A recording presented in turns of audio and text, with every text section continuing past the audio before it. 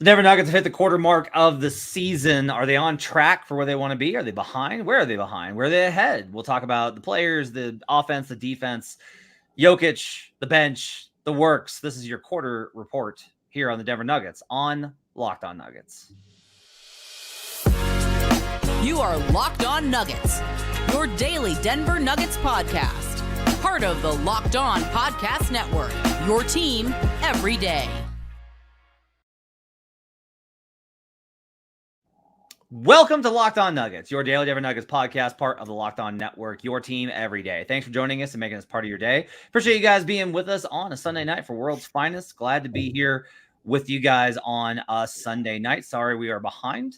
Got delayed by unfortunate events in the sporting world. And so I was a little bit behind on all the things that we got to do. So appreciate you guys hanging out with us later in the evening. Thank you for these comments Adam is showing. I was trying to find, scrolling on people have weird comments today. Weird Sunday energy in the comment section.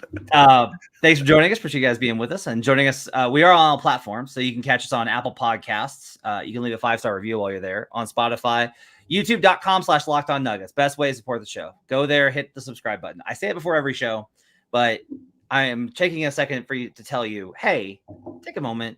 Open up the app. I know you got YouTube on your. Don't lie to me. Don't lie to me. I know you got it on your phone. Go to youtube.com, search for Locked On Nuggets, like and subscribe. Best way to support the show. And you can join the live show. So you can hang out with us when we go live throughout the week. I'm Matt Moore. I'm senior NBA writer for the Action Network, joined by Adam Mares from DNVR. Want to let you know that today's show is brought to you by FanDuel. Make every moment more with FanDuel Sportsbook. Right now, new customers get $150 in bonus bets with any winning $5 moneyline bet.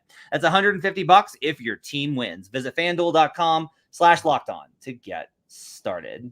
On today's show, we're going to go over the Denver Nuggets at the quarter mark. They've played 21 games. They are one of only a handful of teams to do so. So they've gotten to this part ahead of schedule. We talked about how their schedule was so intense to start. We're going to go over things a little bit by bit and kind of see how things we think are going. We'll talk about why I think the offense is actually a little bit behind schedule despite some overall strong numbers. Touched on some of it last night. Want to get Adam's thoughts on it. We'll talk about whether the defense is ahead of schedule or behind in schedule. And we'll, of course, talk about the bench as well. Later on in the show, we'll talk about Adam's thoughts on Nikola Jokic and how he's evolving as a basketball presence, not just on the floor, but off it, as well as we'll get some predictions for the in-season tournament this week. Adam, how you doing, buddy? I'm good, man. Starting a new week. Only 2 games this week, though. I'm a little bummed about that. Yeah, it's gonna be weird. There's we had no games on Sunday night, and there's no games next Sunday night, and then there's all these weird breakup times of this week because they put the in-season tournament games in the spotlight. We'll talk about more of those later. So Denver's at the quarter mark, and the Denver Nuggets, as we sit here on Sunday night, are 14-7. They are third in the Western Conference. They're 12-5 in conference. It's a very good mark. They're 2-1 in division. They're 9-0 at home, but 5-7 on the road. And they're 5-5 in their last 10. They played a significant chunk of these games without Jamal Murray, and we don't know how long Jamal's going to be out with the ankle. So there'll be at least a few more, or at least maybe not. Maybe he'll be back by Wednesday. Who knows? I think he'll be back Wednesday. Don't you? You think he'll be back Wednesday? I don't know. He played in his game. I bet he's back. Yeah, we'll see. In general, okay, at 14-7, do you think Denver is ahead or behind of where you expected them to be? Right on schedule. I think they have probably the exact record I would have guessed, had I really gone on game by game or, studied it. The fact that they're 7-1 with Jamal Murray. They struggled a little bit. They really have one stretch where they struggled this year. It was a 5-game road trip, and they struggled on it. Outside of that, they haven't, and they've struggled in very specific ways. Now, some things have been a lot better than I expected, Reggie Jackson. Some things have been a little bit worse, than expected. But I think on the whole, they are right where I sort of expected them to be. And I actually think when you really break down what matters, the most important things are probably more encouraging, with one exception, which is Jamal Murray's health. They are 4th in overall schedule-adjusted net rating. They are 3rd on. Really? Yep. 3rd. What's 1, 2, 3 real quick? Boston, Philadelphia, and Minnesota. Okay. All right. Well, those are all good teams, so I like it. And Denver's right behind Minnesota. It's Boston at +9, Philly at +6, and then Minnesota plus 4.6, and then Denver's all the way at plus 4.4. OKC is right behind Denver at plus 4.3, notably. Okay. Denver has the third best offensive rating, schedule adjusted, and 16th best defense.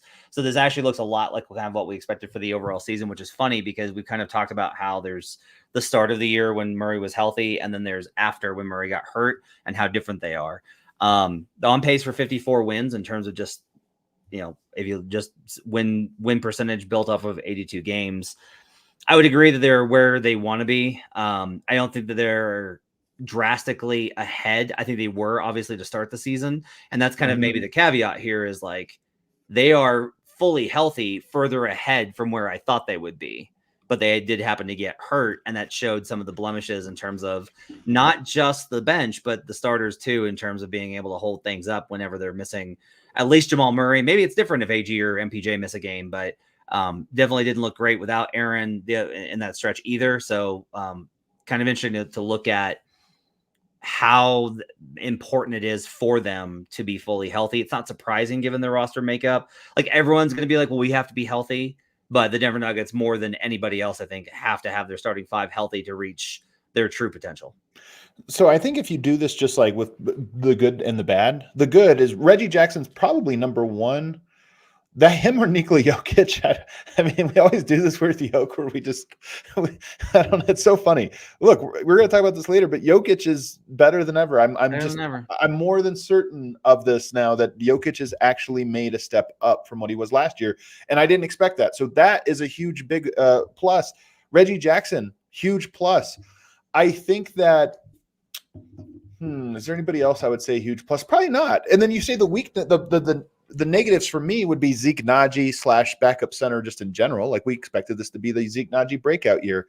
And then, of course, Jamal Murray's health. And when you talked about the Nuggets starters have checked that box already, part of me wonders, they got to reset. Like it's not a guarantee that Murray's going to come back and they're going to be like, oh, there it is again, the champions. There might be a bumpy ride reintegrating Jamal Murray as good as he is. It's just he's going to have to get back in shape. He's going to have to get back in rhythm. He's going to have to get back confident. So to me, it's almost like the positives and negatives are sort of an equal measure. Yeah, it does feel like for everything that could bring them down, they've gotten something like, oh, that's been unexpected and good, like Reggie Jackson. And for every kind of like nice thing that's happened, it's been like, Zeke and like the backup center spot's really rough and Jamal got hurt. It's kind of balanced out really well, or just really evenly, rather, not well, but balanced out really evenly. I do want to ask you this. So Aaron Gordon is averaging 13.4 points. He's shooting 49.5% from the field, 23% from 3-point range. I have to bring this up. I don't bring this up enough. I was thinking about this today. He's shooting 52% from the line, 52%. He's only averaging 3.8. Well, 3.8 assists is pretty good. 3.8 assists, 7.2 rebounds, and 2 stocks a game. Do you think Aaron Gordon has been better or worse than you expected this season? Worse, no question about it. And some of this is maybe fatigue or the injury or this or that, but so far, and maybe and honestly, Matt, some of this might be that Aaron Gordon's even older than Jokic, not by much, by a little bit. But I do wonder if he's just kind of like, all right, it's a long season, man. I got to pace myself on this, because he looks relaxed to me. He doesn't look like a guy that is struggling, mentally or this or that. He just looks like a guy that's kind of in first gear or second gear. So, but he's definitely been worse. Yeah, I would agree. We'll talk about some of the other starters and whether we think they've been better or worse than expected. I'm going to try and convince Adam of maybe the most alarmist take imaginable, which is me trying to make the case the Nuggets offense is behind schedule. We'll talk about that plus the defense and get into the big picture stuff more as we review the Nuggets at the quarter mark up next on Locked On Nuggets. Right now, I want to tell you about Jase Medical. I know we came to sports to escape from some of the crazy realities of real life, but can we just talk for a minute about preparing for real life? According to the FDA, pharmacies are running out of antibiotics like amoxicillin right in the middle of the worst flu season in over a decade. That's pretty scary. I can't imagine a more helpless feeling than if my wife or one of my kids got sick while a supply chain issue kept them from the life-saving medication they needed. Thankfully, we'll be okay because of Jase Medical. The Jase case is a pack of 5 different antibiotics that treat a long list of bacterial illnesses, including UTIs, respiratory infections, sinusitis, skin infections, among others. That could happen to any of us. Visit jasemedical.com and complete your physician encounter. It'll be reviewed by a board-certified physician, and your medications will be dispensed by a licensed pharmacy at a fraction of the regular cost. It's never been more important to be prepared than today. Go to jasemedical.com and use offer code LOCKEDON to get $20 off your order. That's jasemedical.com and offer code LOCKEDON for $20 off your order at jasemedical.com. We'll be right back on Locked On Nuggets. Back here on Locked On Nuggets. Thanks for joining us and making us part of your day. Appreciate you guys being with us here on a Monday. I hope your week's starting off great. Adam, by the way, Aaron Gordon is younger than Jokic. I did not realize that for some reason. In my head, I had it backwards. I thought they were 1 year apart, which they are like 6 months apart, but don't know I had that wrong. Because you imagine Jokic has so many years ahead of him because I don't want to think of the other. You don't want to think about what happens after. So I talked about Aaron and kind of where he's at. Let's talk about MPJ because he's another interesting one. I talked about him a little bit last night. He is at 17 points per game, which is really good. 8 boards, which is great. 1.8 assists, averaging 1.3 stocks per game, 48% from the field, 38% from three. He's got an EFG of 58%. He is shooting 38% from three now. Do you think Michael Porter Jr. is ahead or behind of what you expected? This is a really tough one. I would say that Michael Porter is on a different path than I expected him to be on this year so far. So it's weird to judge him as being further or ahead or behind because he's walking in a different direction than I expected. I will say that I'm encouraged by the direction he's going. I think that he has been a little gun shy as he tries to not force shots. And I'm guessing that is probably, at least in part, why he has struggled with his shot so far. But I think it's going to flatten out by the time the end of the year gets here. So it's a tough one to answer. It's definitely been different than what I expected. But I think there's a lot of encouraging things like what you mentioned, the rebounding. Yeah, the defense has had really high moments. He's had more high moments than low, is what I'll say. It's like I think we can look back and go like, there were so many that were like, that was a great MPJ defensive game. And that was a great MPJ defensive game. And then he's had a couple where he's had some trouble, but I think overall he's been much better than I think, or at least as good as you could expect this season based off of, he was pretty good last year. You just expect him to shoot well. That's the only thing is you just always expect him to shoot well. And this year he's only shooting good. Yeah. So we'll talk about that in just 1 second. I do want to get to this point from Grace who says AG's not getting easy lobs in the Jokic Murray pick and roll since Jamal went out. This is true. I think don't love that he isn't able to make any shots outside the restricting area. Do you want to know why I think that is? Reggie is very much a north-south guy. It is pick and roll and either he gets downhill or he throws the lob. And he is not like Jamal is much more squiggly off of pick and rolls. He stretches defense out.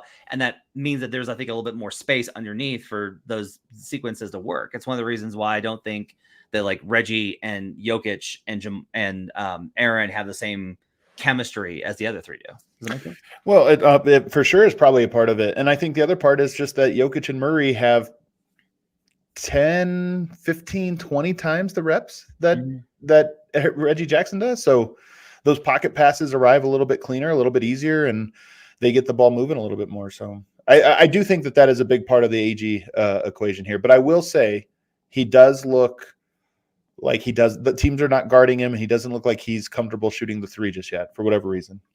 So I talked about this on last night's show, and this is the reason why I think the Nuggets offense is behind schedule. Now, the overall numbers are excellent. They're third in schedule adjusted offense, facing the third toughest offense in the league so far. They are fourth in half court offense, which is really good. I still think that they are leaving a lot of meat on the bone and that they could be a lot better and they could be more in the 1-2 tier than the 3-4. And if you look at it, like the actual numbers, there's some drops there. I mentioned the stat last night, Adam. The Nuggets are 20th in 3-pointers made per 100 possessions. That's pace adjusted.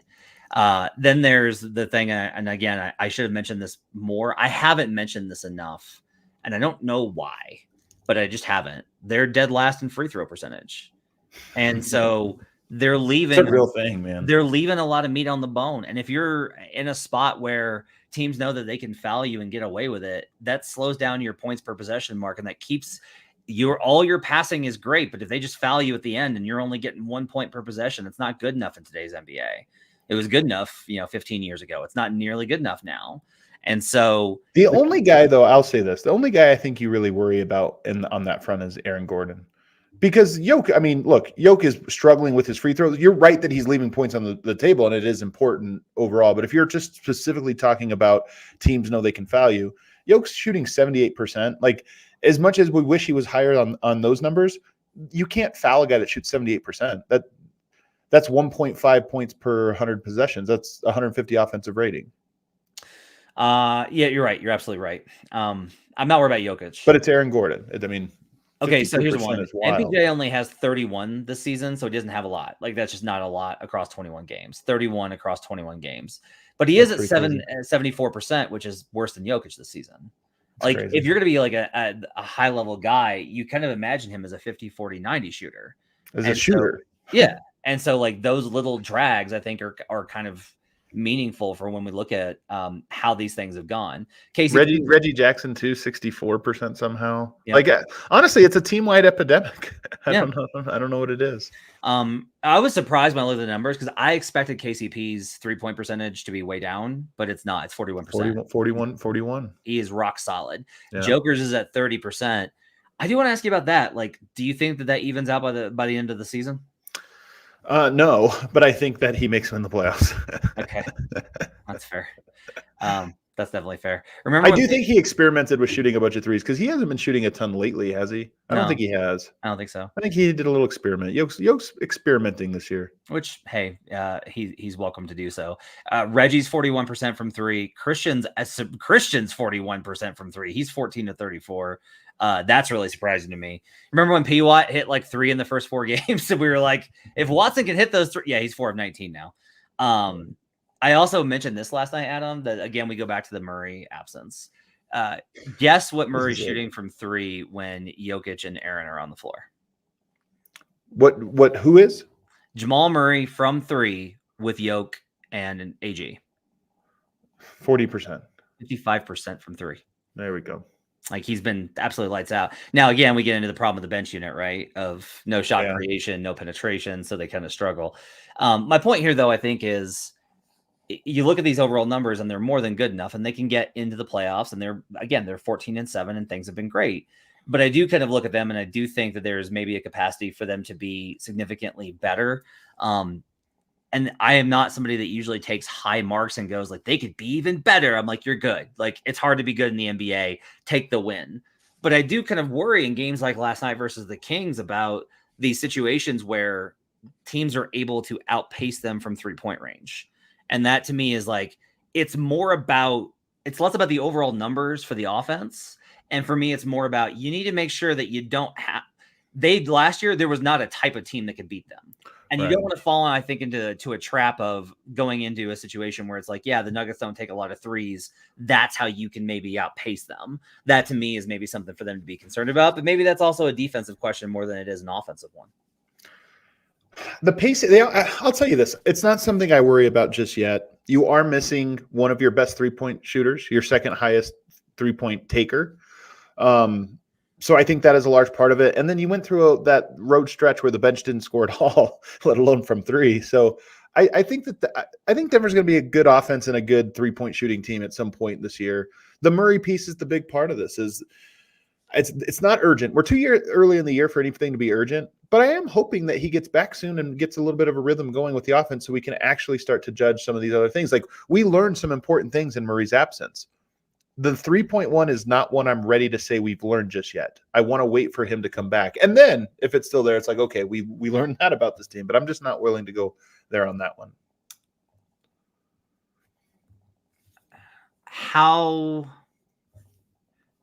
I don't know that we had. I'm just going to ask a question. Do you think the bench is ahead or behind your expectation preseason? I think it's right where. There's some guys that are and some guys that aren't, but I think overall it's right where I expected. Because I don't feel like it's solved. There has been moments where you felt like it was the worst thing possible, and then there's been moments where it's like, oh, that's what they're going to do. But none of those are definitive. Like, we're still. If you told me in the next 10 games the bench is terrible, I would believe it. If you told me in the next 10 games the bench is better than it's been all year, I would believe it. I think both of those things are on the table. Peyton Watson, to me, is ahead of schedule.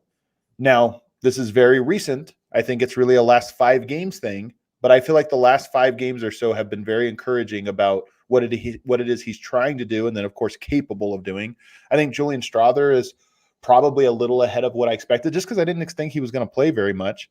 And then I think Zeke Naji is way behind what I expected. So I think it evens out to about where I expected it in aggregate.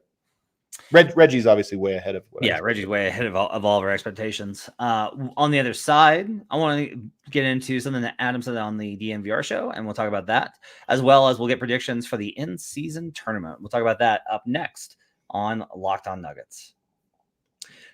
As the weather gets colder, the NFL offers stay hot on FanDuel. Right now, new customers get a $150 in bonus bets with any winning $5 moneyline bet. That's $150 if your team wins. I bet a lot of money on the Green Bay Packers, so I'm feeling pretty good about that. Yeah, that's right. I'm laughing, not crying. That's me enjoying it. If you've been thinking about joining FanDuel, there's no better time to get in on the action. The app's so easy to use. There's a wide range of betting options.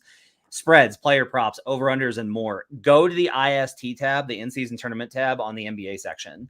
They have exactas and like various outcomes. There's a lot of value to be found there, as well as in-season tournament MVP. I have a Halliburton MVP ticket, and I have a Zion Williamson MVP ticket, as well as a Booker and KD split. So definitely congratulations to the Los Angeles Lakers for winning the tournament.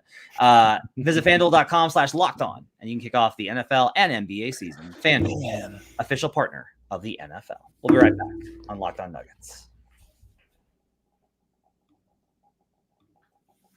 Back here on Locked On Nuggets. Thanks for joining us, making us part of your day. Adam, you had a really interesting kind of conversation about Jokic, and it's really funny to me that we keep being like, he can't possibly be better. This has to be the peak. And he keeps finding ways and searching ways. And like, he just expands into all of these gaps. Like he's like an ever expanding thing where it just invades all of these corners of basketball knowledge and control and excellence.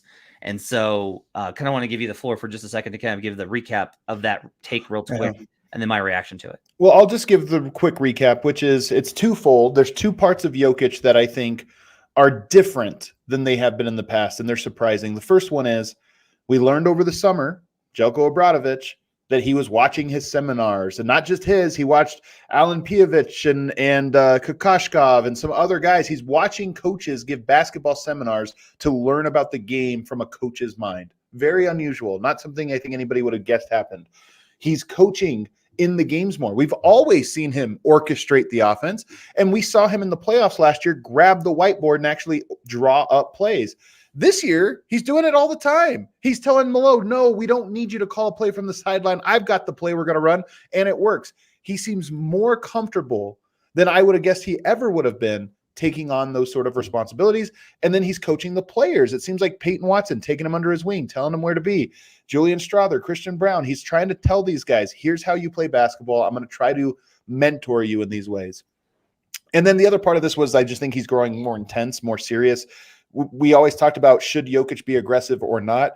He's being more aggressive than we thought possible, than we ever thought he would be.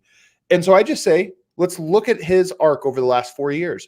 Both of those 2 things, the coaching and the aggressiveness, have been going up. Is it possible that we are just the midway point of what's eventually going to come of Jokic, and that he's going to become more of a coach on the court, more intense and aggressive as time goes on? I have a wild comparison for you. Let me hear it. Tom Brady. It actually was the guy. I haven't said this to anyone, but it was actually the thing I was thinking. I didn't want to give it, to be honest with you. I was a little bit like, I don't know. But I love that you came up with this. Yeah, so you have a guy that this is wild. He's a late draft pick, right? Didn't start at Michigan, comes in, and then takes over, and then it just works. And I'm not going to compare Malone to Belichick, even though I think Michael's excellent. But I do what you kind of see is if you look at the career arc, it was like Brady was coachable and just like, yeah, sure, whatever. Like, I'm just doing my job. And then like he started to get better and he kind of expanded and they started to get better and they took more control and more control and more control. And then he has a season with Randy Moss where it's like it absolutely explodes. Right, he's got all of this. And by the end of it, it's like, Brady is able to command a field. He is able to command a locker room. He's able to command receivers and be like, no, don't do that. Do this. And like all of those things, you take on more and more ownership. We've talked about how Jokic controls the game. Yeah. And what you're talking about is he is now taking ownership of the game. And that's like, I mean, if we talk about the guys that have done that historically, it is like LeBron, Magic, and I don't know. But no, I mean, I kind of not LeBron. I mean, the part of me that thinks not LeBron. Like, here's what it is, Matt. When I was asking about how could Jokic get better, and we're kind of scratching our head, like he's not going to get more athletic, right? We were like better from three or this or that.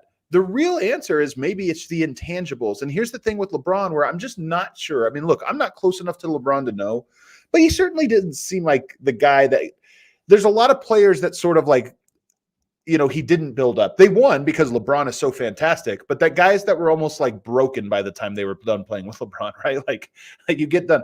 Jokic almost looks like he's looking at these young players and saying, this is what I'm given, and it's probably all I'm going to be given. So how do I get a good team based out of rookies and second-year players? I have to teach them basketball. I have to show them how this is done. I can't complain about Michael Malone's game plans or this or that. I need to be the one that figures out how to attack and how I do these different things. And again, I think he respects the coach. I think he respects you. I'm not saying that. I'm just saying he's taking responsibility into things I thought he never would have considered his responsibility because of his personality. And that is what I think is opening up a new ceiling to him.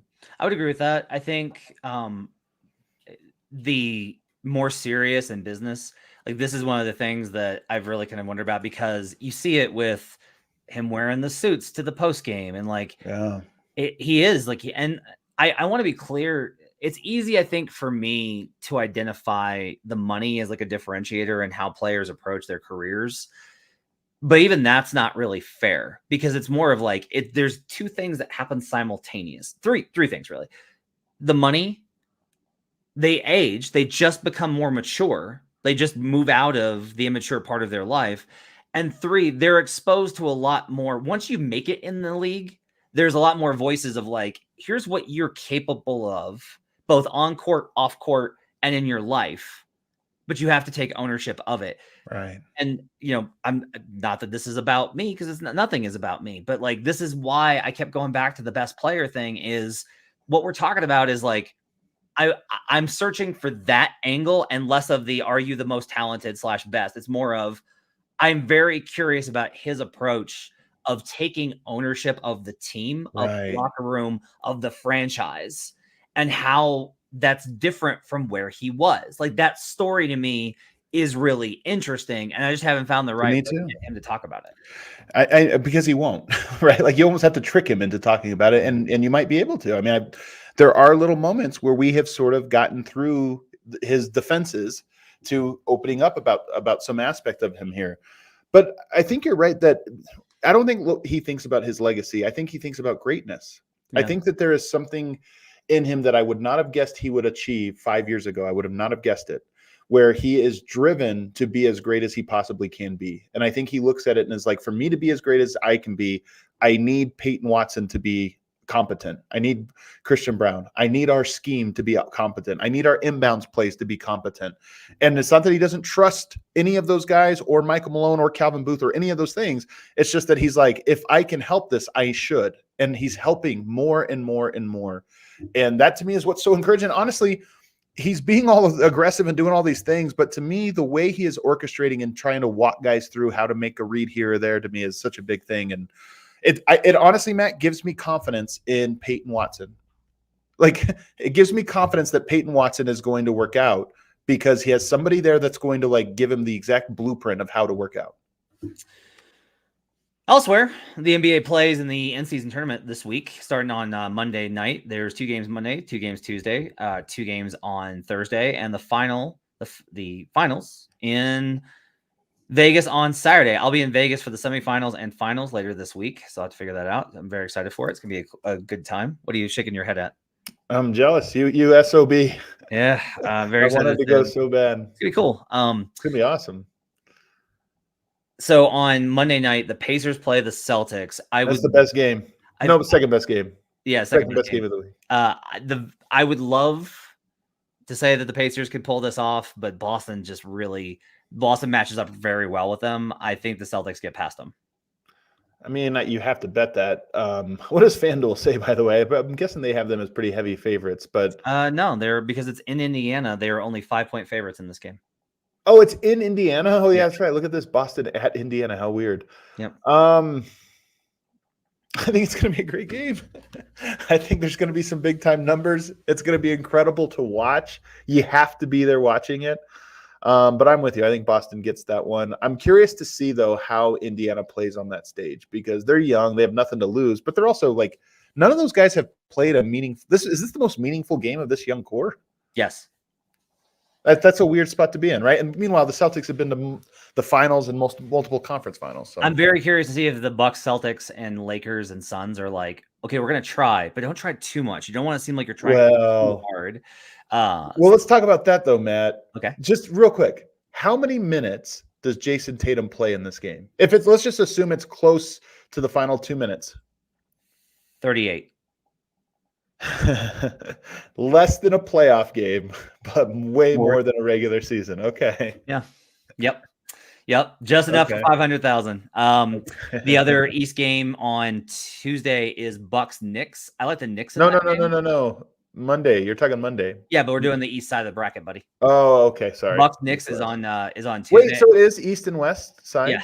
Yes. Man, I hate that. I don't like that. Yeah. So I like the Knicks to beat the Bucks, even though the Bucks have been really good lately. The Bucks bench is a real problem. There's it takes a lot for Tom Thibodeau to have a coaching advantage. He's a better coach than Adrian Griffin. And I think the Knicks actually upset the Bucks, and then the Celtics beat the Knicks close in the East Finals. I'm going to be so annoyed, aren't I? We're going to get Celtics, Knicks. I know we're going to get to Lakers. The NBA is going to talk about what a success it was.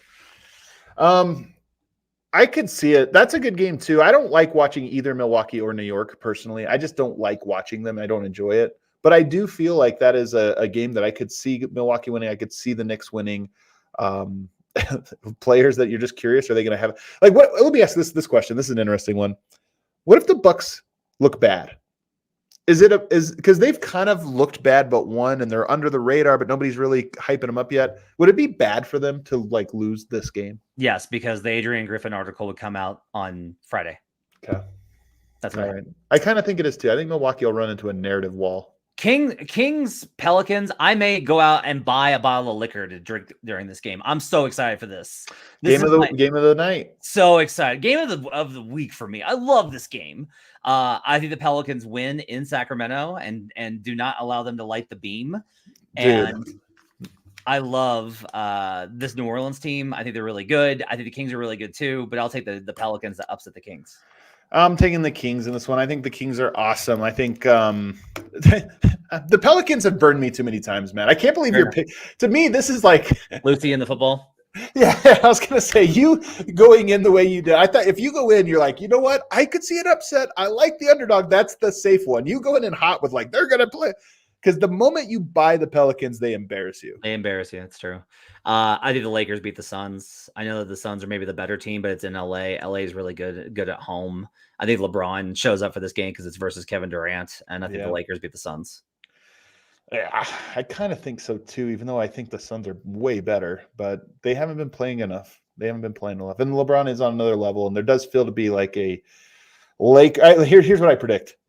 Some questionable foul calls in this game. Lakers win.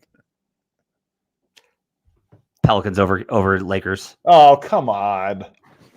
Pelicans over Lakers. The better team. We just talked about how bad it was to go on Pelicans. You're going all the way in. And the NBA is so mad if the Pelicans get past the Lakers and robs them of Lakers Celtics in the finals, and then the Celtics win in the finals because that's when the Pelicans will be all injured and stuff.